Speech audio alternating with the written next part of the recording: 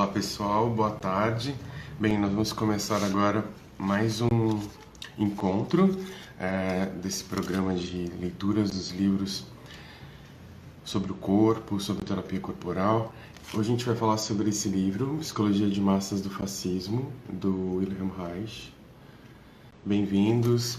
Bem, a gente vai conversar com o João da Mata. Vou ver se ele já está aqui. João. Tudo bem? Conseguimos. Conseguimos, vamos lá.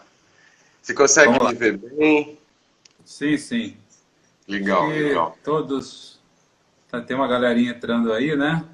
Tem bastante gente. E aí, tô te mandando um oi aí. Boa tarde. Boa tarde, querido. Seja bem-vindo. E eu gostaria que você se apresentasse para as pessoas, né? E como você chegou na leitura do livro que a gente está discutindo hoje, que é a Psicologia de Massas do Fascismo, do Reich. E é isso aí. Pode começar. Tá bem. Antes de mais nada, saúde e liberdade, que é o que mais precisamos nesses tempos, né? Muita saúde, muita adesão e muita liberdade. A água não está batizada, mas vamos lá. Bom, vamos nessa.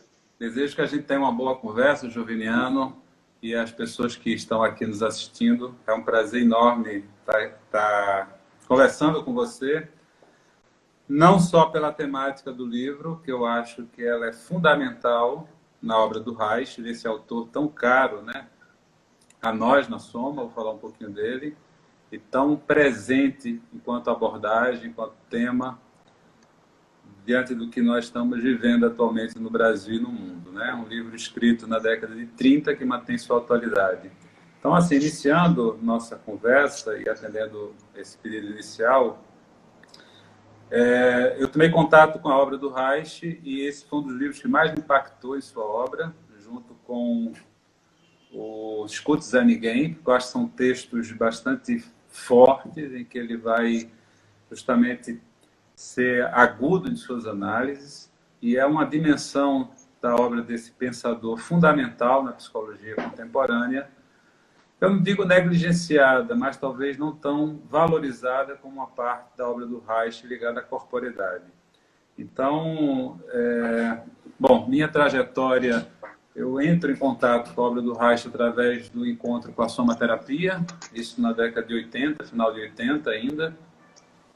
O Roberto Freire, que foi o criador da somaterapia aqui no Brasil, foi um dos precursores do pensamento reichiano, na década de 60, junto com o José Ângelo Gaiaça.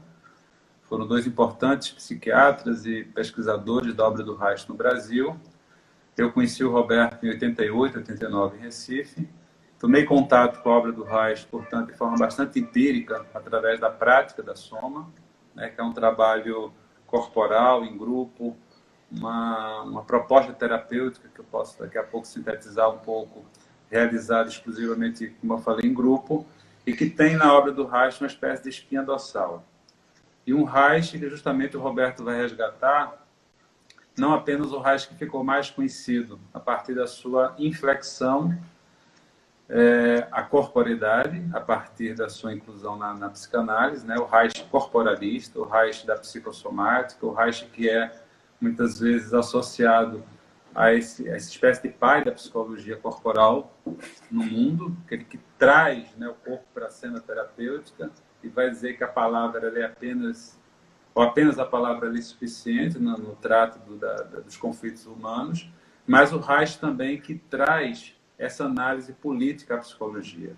O Reich que radicaliza a ideia de que o corpo é afetado, não apenas o pensamento, como todo o nosso processo e funcionamento, a partir das relações de poder que se inscrevem nos diferentes níveis da nossa sociabilidade.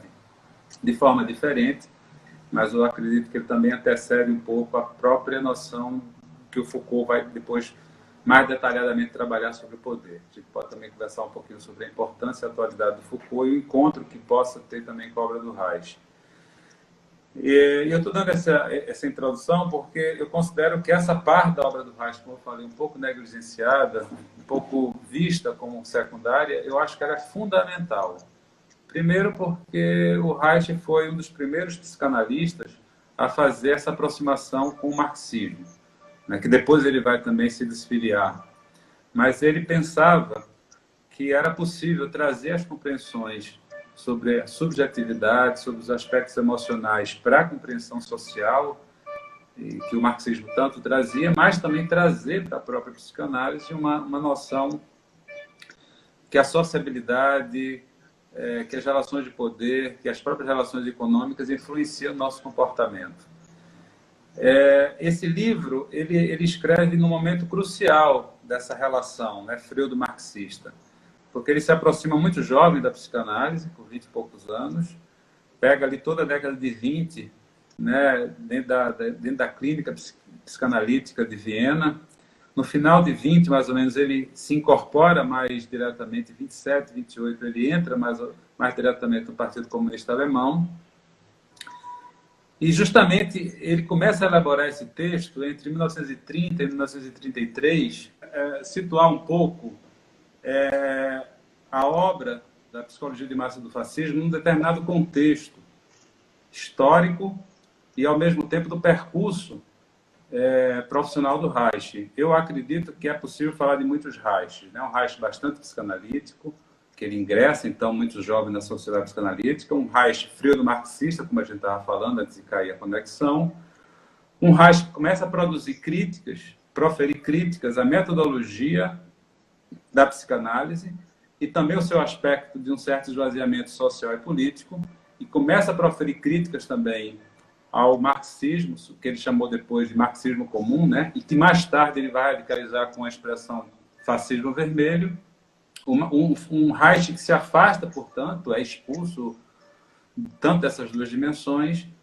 Há uma última fase da vida dele, quando ele está nos Estados Unidos, mas eu gostaria de localizar essa fase que ele escreve o livro, que é quando ele está produzindo essas críticas metodológicas à psicanálise e políticas também ao Partido Comunista. Esse Reich nos interessa sobremaneira, porque é um Reich que se aproxima muito, no meu entendimento, a algumas reflexões anarquistas, e que ele faz a crítica ao que é possível produzir enquanto revolução, que o marxismo, no seu entendimento, não deu conta, e ao esvaziamento político também da psicanálise. Ele começa, então, como a gente estava falando, a elaborar esse texto no início do século, já antevendo a emergência do fascismo alemão. E é curioso que suas análises não se restringem, assim como não pode ser restringido em determinado tempo histórico, exclusivamente ao fato, à problemática que começa a surgir na Alemanha. Né? É uma análise que pode ser estendida para toda a Europa, para todo o mundo, justamente que ele vai situar, né, nessa economia sexual a emergência do fascismo a partir de uma análise psicológica de como o indivíduo médio vai produzindo esse tipo de força política hegemônica. A gente não pode esquecer que o Hitler, na Alemanha, ele foi eleito nesse período, logo depois disso, ele sobe ao poder pelo voto direto. Né? A democracia representativa, também uma crítica dos anarquistas, muito contundente, a essa ideia de que ela é, muitas vezes, capaz de produzir também a tirania, porque ela traz dentro do seu seio a ideia do pluralismo. Né? Então, acho que o Reich, só para concluir essa introdução, ele não só é atual, como essa parte da sua obra é fundamental, porque justamente ele vai dar um olhar que todo o processo emocional que a psicanálise traz e que ele reconhece sua importância, ela não pode vir desprovida de uma análise também dos fenômenos sociais e políticos de determinado tempo histórico. Sim. Tem uma pergunta aqui do Rodrigo que eu achei interessante, ver se Rodrigo, ele fala: João, você já teve acesso, poderia comentar sobre originais do livro? Ouvi dizer que essas traduções nossas já são uma versão pós-ruptura com o marxismo. Se tem alguma... não entendi a última frase? Ele está dizendo o seguinte, que final, a nossa tradução é pós-ruptura com o marxismo, não é a primeira versão, primeiro, pensando assim, né, no histórico, o primeiro panfleto, né, que ele tinha uma preocupação política, ele era um pensador engajado, militante, e queria ter uma inserção. E a gente tem acesso a um texto que já é uma tradução pós-ruptura marxista.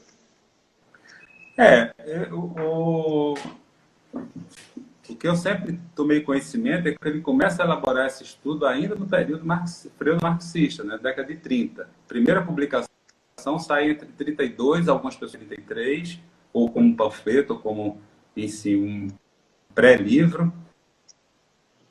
Mas ele ainda é muito influenciado. O que eu acho que ainda está muito presente na obra dele, que ele tenta deslocar um pouco a matriz aí marxista de análise do fascismo a partir de uma questão meramente econômica, é trazer para uma problemática das análises econômicas com a questão da subjetividade que a psicanálise traz, sobretudo na possibilidade de emergência do fascismo enquanto produção. E eu diria nem do fascismo, da própria obediência. Mas o que ele vai fazer, então, ele vai botar uma luz, então, é sobre como, no seu entendimento, do ponto de vista psicológico, vai se produzindo a aceitação da obediência a partir da produção das relações de poder que se iniciou na relação familiar. Do ponto de vista da formação psicológica do sujeito, duas bases emocionais que são uma espécie de sustentáculo da emergência do fascismo do ponto de vista emocional. A emergência e a produção de uma educação baseada na família repressora, onde uma das principais formas de repressão seria a repressão à sexualidade e o desejo espontâneo da sexualidade na criança e no jovem. É uma análise contestada, só fazendo uma nota de rodapé, mais adiante pelo Michel Foucault. Eu gostaria de chegar lá, porque eu acho que é importante também. Mas o Reich vai dar uma importância muito grande à ideia da repressão sexual como um dos principais agentes do empobrecimento emocional das massas. Ou seja, uma família, para usar termos mais contemporâneos, uma família que funciona a partir de uma base emocional conservadora, careta, que vê os impulsos e os desejos como coisas erradas, e aí entra toda a concepção religiosa, das moralidades judaico-cristãs, né? O entendimento do prazer como pecado, a ideia do casamento como a grande espaço de virtualização do amor. E outra característica dessas bases emocionais seria o próprio caráter emocional do homem médio, uma espécie de looping burguês.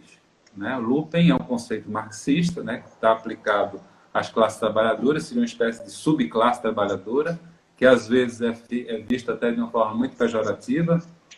Pode existir uma certa potência no looping, mas ele vai entender que uma das características fundamentais do homem médio, do cidadão médio que produz o fascismo, seria uma espécie de looping burguês, aquele cidadão, aquela pessoa medíocre, temorizada, né? Mesquinha, ressentida. Tem até uma frase que eu destaquei do livro, que eu acho que ele cita um pouco isso, que ele vai dizer assim, abre aspas, citação do Reich, né? O fascismo, na sua forma mais pura, é o somatório de todas as reações irracionais do caráter do homem médio. E aí tem duas coisas só que eu acho que é importante falar dessa frase, que uma diz respeito à própria noção de caráter. Né? Quando o Reich fala de caráter, ele não se refere necessariamente a uma coisa que é muito comum a gente falar no nosso mau caráter. Né? Como se fosse uma pessoa... Lá em Pernambuco, eu acho que fica uma expressão fácil para dizer isso, uma alma cebosa. Uma pessoa que, né, que não tem essa preocupação ética com o outro, seja numa alteridade, seja numa empatia. Né? Uma pessoa que é de um egoísmo vulgar. Não é isso. O que o Reich se refere é uma estrutura caracterológica de funcionamento emocional que tem uma íntima conexão ou relação entre o aspecto somático. Quando ele vai dizer que o fascismo é uma expressão emocional do caráter do indivíduo médio, o que ele está querendo dizer é que o fascismo, nessa sua concepção, é a expressão de uma estrutura de funcionamento emocional muito dominada por um conjunto de fatores emocionais que ligam, por um lado, ao medo, o medo de reagir, o medo de atuar, o medo da própria vida, como a própria noção do medo à liberdade. Então, o indivíduo apequenado, que eu acho que fica até um pouco mais claro num texto mais adiante da obra dele, que é o Escute Zé Ninguém, e é curioso que esse livro, o Escute, Zé Ninguém, o Zé Ninguém é o próprio leitor ou leitora que está conversando com ele. O que ele está falando é quais os ninguéms que nos habitam, quais nossos lados medíocres, covardes, mesquinhos, que obedecem a uma certa política de rebanho, fofoqueiro ou fofoqueira. Essas coisas nos habitam mesmo, né? E ele vai dizer assim, olha, a gente precisa lidar com isso. Quanto também, mais à frente, o Michel Foucault vai fazer uma análise sobre a ideia de uma estética da existência, como nós podemos ser artífices da nossa vida e, portanto, ter uma vida mais potente, acho que ele vai um pouco além da obra do Reich, ele vai dizer que é preciso que a gente trave uma certa luta da gente com a gente mesmo, o que ele chama de uma luta agonística, né? Que não é bem um antagonismo, não é lutar contra algo, mas lutar junto com algo, porque essas forças nos pertencem, nos atravessam também, que é isso, é eu lutar comigo mesmo diante de uma vida mais solar, de uma vida mais potente, de uma vida mais afirmativa, de uma vida onde eu me lance emocionalmente, profissionalmente, afetivamente para a vida, contra coisas também que me habitam, que são os medos, as inseguranças, as covardias, os ciúmes, tudo isso também que nos habita. Então, o que o Reich tenta, no meu entendimento, falar é que o fascismo é a vitória dessas forças reativas. O fascismo é uma certa morte do sujeito. Morte não no sentido absoluto, mas morte no sentido emocional. São espécies de zumbis, pessoas que não têm uma base emocional, né? Não tem uma base de constituição de vínculo e que, pelo temor, pela covardia ou pela vitória dessas forças reativas, necessitam de um líder, de uma figura, de um grande pai. Não é à toa que, hoje em dia, o canalha que ocupa o Palácio do Planalto é tão chamado de mito. E as pessoas que adoram esse canalha veem nele uma espécie de grande pai, né, de Messias. O canalha ainda tem o nome de Messias no nome. Mas o que é o Messias, senão uma espécie de salvador? Salvador de uma vida que não tem sentido. Salvador de uma vida acovardada, de uma vida mediocrizada. Então, o que o Reich vai dizer é que em canalhas como esse, que sobem ao poder, só sobem ao poder porque existem pessoas que precisam ser conduzidas. Né? Como se fossem gados que precisam ser guiados. Por isso que eu acho que a obra Psicologia de Massa do Fascismo ela é muito atual, porque ela tenta decodificar, do ponto de vista emocional, a emergência desse tipo de líder. Ela junta-se com ela bota uma luz sobre nossa própria servidão voluntária, do ponto de vista emocional, o que é que faz com que a gente aceita voluntariamente a expressão desse tipo de gente, né, que guia essas massas, é porque ele vai dizendo assim, desde cedo nós somos massacrados no nosso querer emocional, em nossas possibilidades emocionais. Ele vai dar, como eu disse, muita luz ao enfraquecimento dessa potência a partir de um empobrecimento da sexualidade, que ele vê a sexualidade como potência de vida.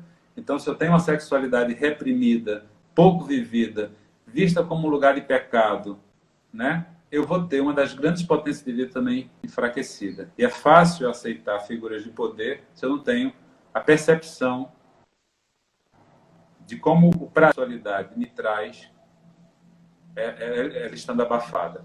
E é preciso também só fazer uma pequena ressalva, que quando ele fala sexualidade, ele não está falando meramente de realização sexual objetivada, o coito, para ficar mais claro, mas uma relação sexual como algo mais amplo, como a própria potência de vida.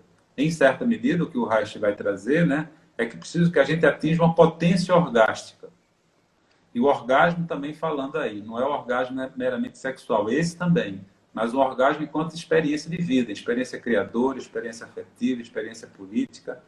Então, só para concluir esse raciocínio, eu queria dizer que quando ele vai trazer a emergência do fascismo, então ele está dizendo que o fascismo acontece graças ao funcionamento caracteriológico, ao caráter emocional de pessoas que têm medo de guiar sua própria existência, que têm medo de governar sua própria vida, que precisam de um guia, de um Messias, de um mito, que nome a gente der para essa tranqueirada toda.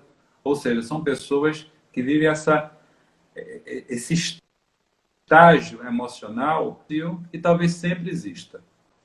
O que a gente vive hoje não é exatamente algo novo, mas é quando essa base de gente medrosa vem ao poder. Não é à toa também que ela se conjuga a fatores também ligados à religiosidade. Uhum. Né? Há religiosidade bem chucra, bem medíocre, que é aquela coisa também, o medo do mágico, a ideia de uma transcendência, de uma punição divina, de alguém que faz, além da minha vida, a possibilidade de julgar e me punir. E o outro ponto que eu acho que ele traz, só para concluir esse raciocínio, é um próprio conceito que ele vai trazer, que está muito ligado a isso, que é a ideia da peste emocional. Né? Eu acho que Sim. é um termo, eu acho que é um termo que já se auto-explica, né? É quando o aspecto emocional está dominado por essa coisa que nos mata, que nos aniquila. Bom, não sei se ficou muito amplo essa minha explicação. Se você não tiver nenhuma questão, eu vou falando. Você gostaria de Você perguntar está me alguma ouvindo? coisa? Você tá me ouvindo Sim, bem? sim, estou lhe ouvindo. Ah, que bom. Eu estou preocupado de você não estar escutando. Bem, eu acho que você deu um panorama geral do livro, de vários momentos que ele vai apresentando a hipótese, né? Que a pergunta é sempre essa, né? Por que essas massas não se revoltaram? E aí é uma coisa interessante que ele está em 1930 e o Sartre vai estar em 1960 fazendo a mesma pergunta. O que aconteceu com o materialismo histórico, com a teoria marxista, que dessa ausência da subjetividade? Tem uma lacuna para a subjetividade. Para ele, essa lacuna da subjetividade ia ser preenchida pela teoria econômico-sexual dele, né? Que aí entra tudo que você falou, a teoria do orgasmo, o complexo de Édipo, como que esse Édipo... Teve uma live aqui com uma colega aí do Rio também, sobre o medo da vida, falando por que o Édipo é tão presente. Eu usei uma fala sua. Eu falei que uma vez eu te perguntei num grupo, né, em São Paulo, eu falei, eu quero trabalhar a questão da sexualidade com adolescente, mas eu não quero fazer o familismo, teatrinho de mamãe, de papai. Aí você falou, não, qualquer jogo, você falou para mim, não, qualquer jogo, qualquer brincadeira que apresente relação de autoridade, o Édipo vai aparecer. Então o Reich tenta colocar que é o caráter não tem classe social, o caráter não é proletário burguês, o caráter ele se forma ou como revolucionário, ou como reacionário, né, ou como libertário, né? Então isso acontece. Então a preocupação dele é perceber o que aconteceu na nossa subjetividade, que a gente internalizou esse pai punitivo, que a gente tem, como Nietzsche fala, né, o instinto do rebanho. E a gente tem que estar o tempo todo se policiando para não entrar, porque está dado aí do lado de fora, né? O rebanho. Acho que pensar um pouco disso foi muito legal. E, enfim, vamos continuar falando. É muito bom te ouvir, mas só vendo que isso está muito organizado dentro do texto até chegar nesse momento dele fazer a crítica ao misticismo. Ele faz toda a biografia do Hitler, né? Ele faz uma análise do Hitler, ele fala como é que surgiu esse Hitler, né? Ele usa o Führer, né? Eu fiquei pensando se no Hegel é o indivíduo histórico universal, que é um tipo de sujeito.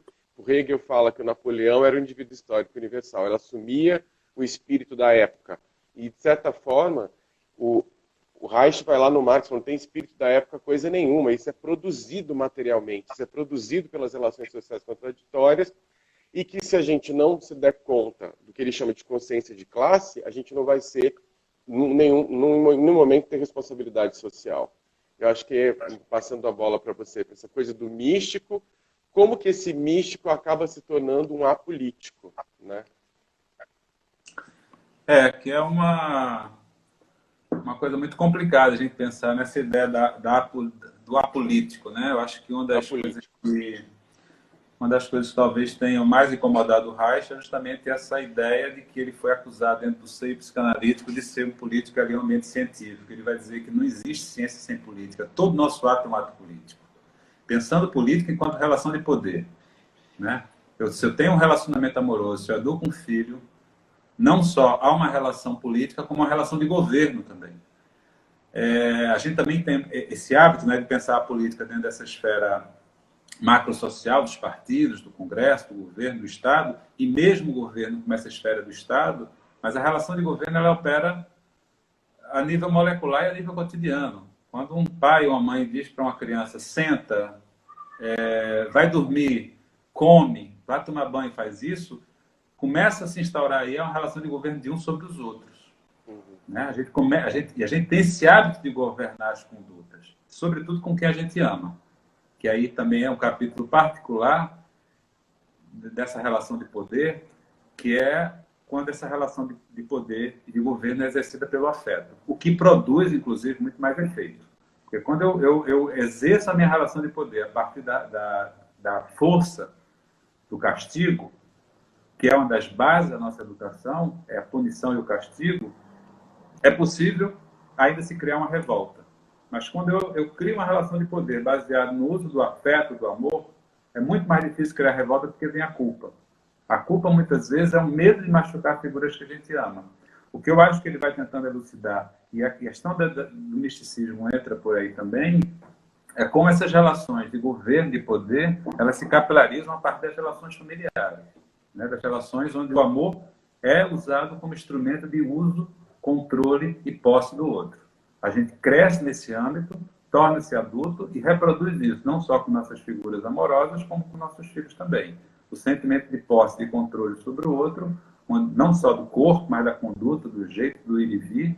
Então, meio que diz, né, a diferença entre uma relação amorosa e uma relação de amizade é que quando um amigo ou uma amiga viaja, você fala, pô, que bacana.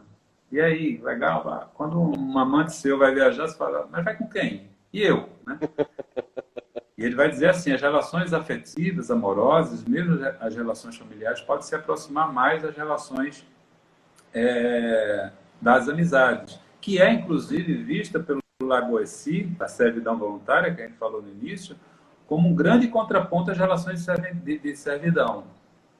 Uma das formas de contrapor essa relação fascista é criar relações de amizade. Porque o fascismo, entre outros aspectos, também está na relação de desigualdade, de alguém que manda e alguém que obedece. O fascismo é a presentificação da relação de autoridade, das relações de hierarquia. É o exagero disso. Né? É quando a autoridade chega, as pessoas têm que saudar, têm que se calar, têm que obedecer. Né? E o louco, não louco, né? Mas o completo absurdo disso tudo, de novo falando, é quando as pessoas acham que é isso mesmo, que tem que saudar essas figuras. Em certa medida, as religiões fazem isso. Né? As religiões, sobretudo monoteístas, que operam muito nessa chave de uma transcendência, de um além-mundo.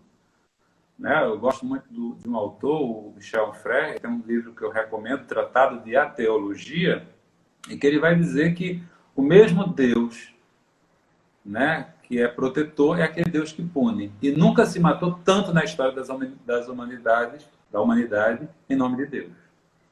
As guerras, né, historicamente construídas, muitas vezes é isso. Meu Deus é melhor do que o seu, eu vou te matar por conta disso. Eu queria deslocar um pouco essa análise que o Reich faz, porque eu acho que... E tentar atualizar também ela um pouco, também a partir de uma outra análise, porque, no meu entendimento, o Reich ele dá uma ênfase, como a gente está tentando trazer aqui, de que a emergência do fascismo, em 1930, né, ele antecede a chegada do Hitler ao poder, vai se dar, então, pelo voto direto, mas por uma sociedade que precisava de um líder como o Hitler. Né?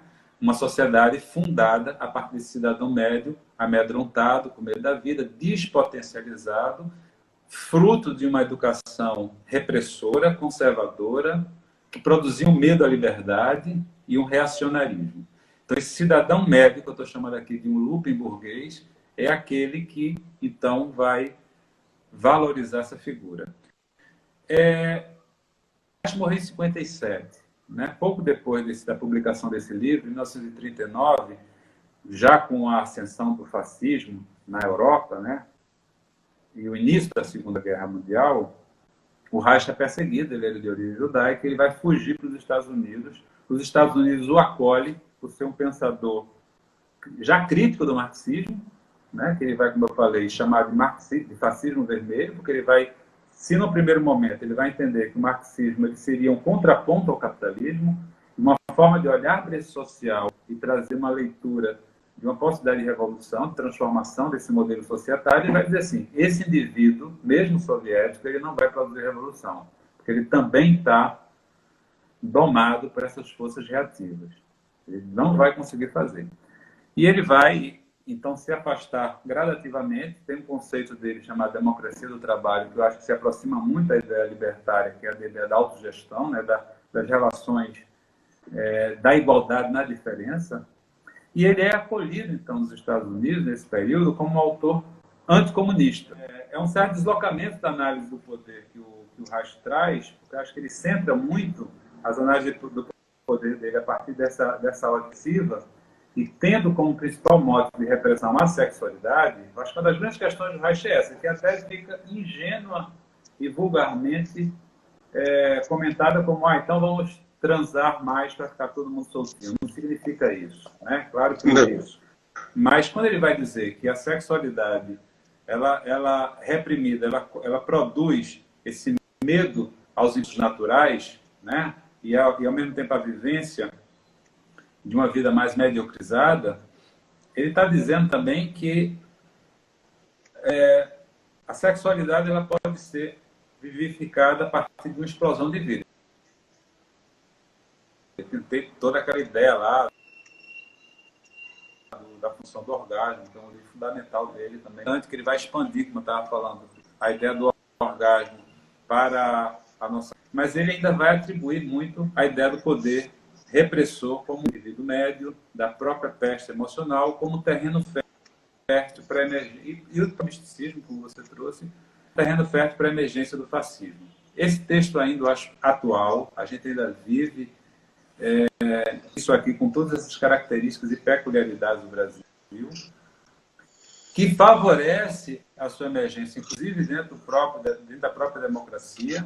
A democracia, ela abarca, a partir do seu pluralismo democrático, as forças fascistas, e eu só compreendo, de fato, uma luta antifascista a partir da dimensão anarquista.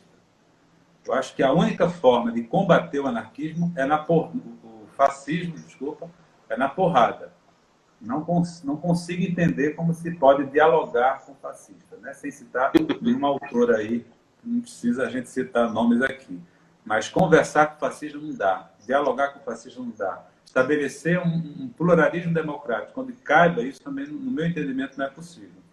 Então, o deslocamento, portanto, que é feito depois da obra do Reich, sobretudo pela filosofia pós-estruturalista, né, o Deleuze, Michel Foucault, eu acho que ele traz uma luz bem sobre uma tentativa de analisar a emergência do fascismo no presente, que é, primeiro, perceber que o poder não opera a partir de uma dimensão apenas da repressão. Existe o poder que pune, claro, mas existe também aquele poder que sugere. Quando eu estava falando que a relação de governo de um sobre o outro, ela pode operar de um pai sobre um filho, dizendo assim, senta, vai tomar banho e faz isso, faz aquilo, senão você vai ser castigado, ou o papai ou a mamãe vai ficar triste com você, que são outras formas de castigo pela culpa. Esse mesmo pai ou essa mãe pode dizer para esse filho assim, olha, veja como é bom você tomar banho, vai ser melhor para você, né? Você vai ficar muito bonito, olha como seu cabelo vai ficar melhor. Não estou dizendo que os pais não devam fazer isso com seus filhos, não. De certa medida é um desafio para pais e mães educarem seus filhos. Mas tentando fazer uma análise dessas relações, o que o Michel Foucault traz é que isso também é uma prática de poder, que não opera a partir da chave da punição, do castigo ou da repressão, mas da sugestão. E quanto mais esse poder for produzido a partir dessa esfera, mais docilizados a gente vai ficar. E quanto mais obedientes e docilizados nós ficamos, não só nós tornamos mais obedientes, como nós matamos perigosamente o instinto da revolta. Né? E nos tornamos também mais produtivos. Ao capitalismo, isso é o que mais interessa. E aos Estados. E eu não estou fazendo aí uma separação entre Estado e capitalismo, porque, no meu entendimento, eles operam em comunhão. Sobretudo a democracia liberal representativa. Eles estão juntos e abraçados. Então, não acredito que exista Estado melhor para combater o capitalismo, porque ele vai estar sempre, mesmo a experiência soviética, a experiência chinesa, é um grande capitalismo de investimento. Então, o que o Foucault primeiro vai trazer é um deslocamento do que ele propriamente chamou, na história da sexualidade, da hipótese repressiva do Reich.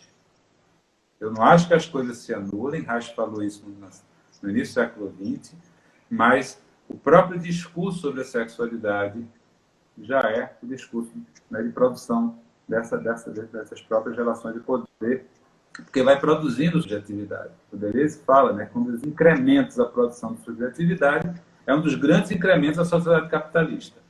E produzir modos de funcionamento, produzir jeitos de funcionar na sociedade é algo, na análise do Deleuze e do Guattari, como algo mais valioso, inclusive, do que a própria produção de petróleo, por exemplo. É mais rentável isso. Então a gente vive o tempo inteiro sendo produzido. Só quero terminar assim com 2 ou 3 coisas, Joviniano, que seria uma tentativa de botar uma luz mais no presente. Estava falando então das relações de poder vistas pelo Foucault, né, que vão tirar dessa dimensão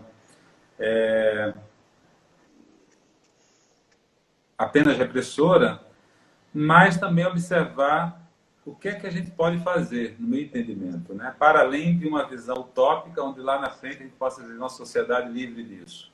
Como poder produzir vida potente a partir do bolsonarismo, seja lá do que for.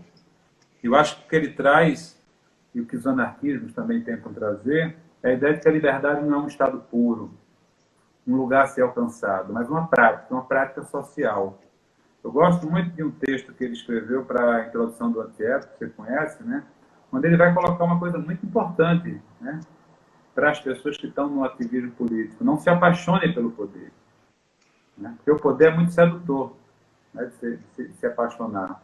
O que me faz lembrar também uma frase proferida por uma mulher na Comuna de Paris, no século XIX, Louise Michel, que ela diz: o poder é maldito, por isso sou anarquista.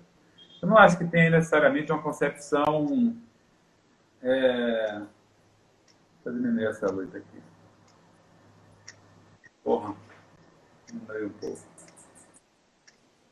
Não acho que seja meramente uma questão de trazer um valor moral sobre a relação do poder, mas de pensar como é motivante esse lugar de poder, tanto daquela que exerce quanto daquela que recebe. Até porque essas relações são dinâmicas, né? Elas não ficam. Uma das questões que o Etienne da Boétie também traz é isso. A gente aceita ser servo porque em algum momento a gente almeja ser tirano. Essa relação dominador-dominado, elas operam numa dinâmica, sobretudo no plano interrelacional, da micropolítica, que ele vai invertendo. A gente se submete ao poder do outro para, de alguma forma, fazer com que o outro se submeta a nós. E aí, eu queria ir concluindo, dizendo que a emergência do fascismo, quando ele é verificado a partir de políticas de Estado, como é que a gente está vivendo hoje, ele está capilarizado nas nossas conquistas. Antes desse análise sobre o poder, eu dizia: é preciso matar o Jair Bolsonaro que nos habita. Né? É uma frase de um amigo que dizia, eu achei bacana, eu gosto sempre de citá-la, porque claro que a gente não necessariamente vai defender a misoginia, o racismo, a homofobia, todas essas desgraças todas que essas figuras que estão aí acham que é mais ou menos por aí. Mas essas forças nos atravessam mesmo. Sim. E é preciso a gente olhar para elas, porque elas são a emergência daquelas forças reativas que estão em nós. Então, quando uma pessoa em terapia, né, na Soma, por exemplo, diz assim: eu estou puto porque eu tenho ciúme, eu estou indignado porque eu fico com inveja, eu falo: olha, reconhece, aceita, não se resigna, mas começa a trabalhar sobre isso. Porque ficar putinho só não resolve. Não. É porque a gente cria uma revolta para lidar com essas coisas, mas reconhecer onde a gente foi, ou exerceu alguma prática microfascista, autoritária, onde a gente, de alguma forma, legitimou um processo de autopunição sobre a gente mesmo. Quando a gente caiu ou se sujeitou a esses tribunais internos também que nos habitam, né? Onde, de alguma forma, a gente foi tirando com a gente mesmo. Porque ser tirano conosco é pressuposto a ser tirano com o outro. Então, o que o Reich, no meu entendimento, faz, o Michel Foucault também amplia essa análise, é deslocar a matriz do fascismo para a matriz do Estado, ou do Hitler, ou do Bolsonaro, seja lá de quem for, para algo que se capilariza na cultura de massa, da qual a gente não está né, ileso dela. E eu acho que um dos grandes contrapontos no nosso cotidiano lidar com essa caretice autoritária é justamente valorizar, respeitar e expandir a balbúrdia.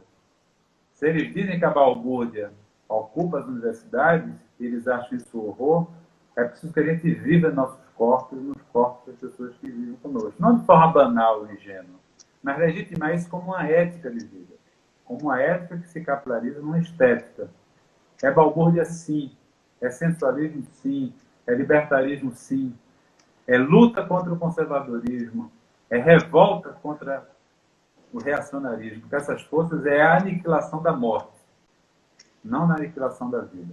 Mas eu recomendo fortemente a leitura da Psicologia do Massofascismo. Não traz nenhuma verdade ali, não traz nenhuma saída, é uma provocação, é uma análise, como a gente estava falando, a partir de uma perspectiva do funcionamento psicológico, sempre entendendo na chave do Reich que esse funcionamento psicológico está permanentemente atrelado a uma análise sociológica, política, histórica e filosófica, né? Não é um indivíduo dele com ele mesmo, mas é uma leitura de como nós nos socializamos, vivemos e como essas forças impregnam em nós, até porque a gente vive dentro de uma tradição judaico-cristã em que tem algumas dessas forças enraizadas aí em nós há pelo menos 2000 anos. Então, te agradeço, Geniano, parabenizo pela essa iniciativa e vamos que vamos. Olha, alguém está gritando. Eu quero te agradecer. Tá aí, tem que gritar mesmo essa porra. Bem, eu quero te agradecer por ter aceito o convite de compartilhar, mesmo diante de todo esse percalço de entra, cai a internet, etc. Eu acho que é bem o momento que a gente está vivendo, né? Que é esse momento de tudo muito instável, com muita insegurança, né? A gente está com uma doença, morrendo muitas pessoas e sem posicionamento razoável, né, dos representantes, assim, a gente fala, o que está acontecendo com o mundo, né? Eu acho que é olhar para esse lugar que o Reich propõe, ele fala de uma unidade, né, de pensamento, sentimento e ação, que ele fala, olha, o conhecimento, o amor, né, o trabalho, eles devem guiar a nossa vida. E no final, a última coisa do livro é trabalho vitalmente necessário. Então, é sair daquela rebeldia nossa do adolescente. Quando o adolescente está rebelde, pirracento, por dentro ele ainda espera o aceite do pai e da mãe para ser legitimado, né? Então, quando a gente vai para esse lugar assertivo, é que a gente realmente não espera mais o pai e a mãe aprovarem a nossa conduta. A gente tem certeza internamente que a nossa conduta é coerente, né, com o nosso pensamento, com o nosso sentimento, com a nossa ação, e olhar isso de uma forma assertiva e afirmativa diante da vida. Eu acho que essa é uma coisa que eu acho muito bonita na somaterapia. Você vai falar com o Silvio Galo hoje à noite, quem me falou, alertou para a somaterapia foi o Silvio. Eu sabia, lia, mas uma aula do Antiédipo, a gente leu esse pedaço, né, que o Deleuze cita, por que esses trabalhadores não se revoltam? Reich já tinha se perguntado. Ele começa a falar da revolução molecular, das formas assertivas de vida. E para o Silvio Galo, a somaterapia é uma forma muito ativa da proposta assertiva da vida, né, que tanto Reich como Deleuze Guattari propõem. Eu fui atrás de você procurar quem é e acabei te conhecendo. Te agradeço por estar na minha banca de defesa de doutorado. Foi um prazer enorme ter você ali, lendo meu trabalho e vendo essa reflexão. Que eu estou dentro de uma escola, né, que tem toda uma autoridade já constituída, e como a gente pode abrir fluxos desejantes, abrir janelas, escutar o corpo, e aí dentro dali a gente faz evoluções moleculares, né, daquela estrutura. E eu agradeço muito, você foi uma inspiração para o meu trabalho, principalmente no final do trabalho. No final aqui do texto ele fala dos corpos modificados, o corpo robô, que eu comparei lá com o que o Deleuze Guattari chama a sociedade agora oficializou e incorporou o mito do zumbi. Né? E o seu trabalho é muito bonito porque torna nossos corpos vivos, né? A gente sai do robô, sai do zumbi e entra em contato com algo assertivo da vida, afirmativo da vida. Que eu acho que o Reich tem essa mensagem. Sim, o trabalho do Juveniano, um trabalho muito bacana, muito bonito. Te agradeço de novo a oportunidade de estar lá na sua banca de doutorado. e vai juntar muito dessa perspectiva, né, da corporeidade, da importância da conexão de si. Uma das questões, Sim. são muitas questões que a gente falou, mas é isso, o fascismo não deixa de ser também uma cisão de si consigo mesmo, né, uma ruptura desse campo sensível. E eu acho que o seu trabalho ele é muito importante, porque ele é feito empiricamente dentro das escolas, um espaço que é...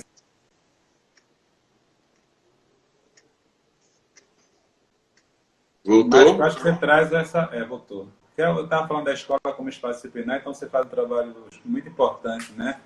Que é ali com os alunos, também trazendo essa perspectiva da corporeidade, do Reich, da bioenergética, com as reflexões filosóficas, não é? Sim. E a corposofia, né? Um trabalho muito bacana. Sim, eu curti bastante. E muito obrigado pelo apoio aí no trabalho, especialmente no final, assim, foi muito importante sua visão. E foi um prazer muito grande ter você aqui trazendo essa discussão, João, que tem que ser feita.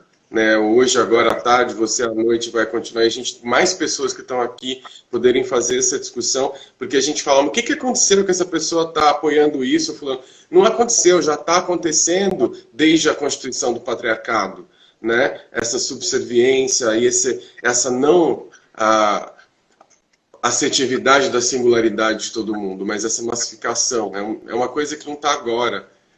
Tá bom? Muito grato, querido. Muito bom falar. Beijo. Saúde e liberdade. Saúde e liberdade, um brinde, conseguimos terminar. Depois você junta aí, a gente disponibiliza isso. Sim. Que possa ir espalhando essas Sim. provocações, né? Beijo grande. Tudo de bom, querido. Beijão.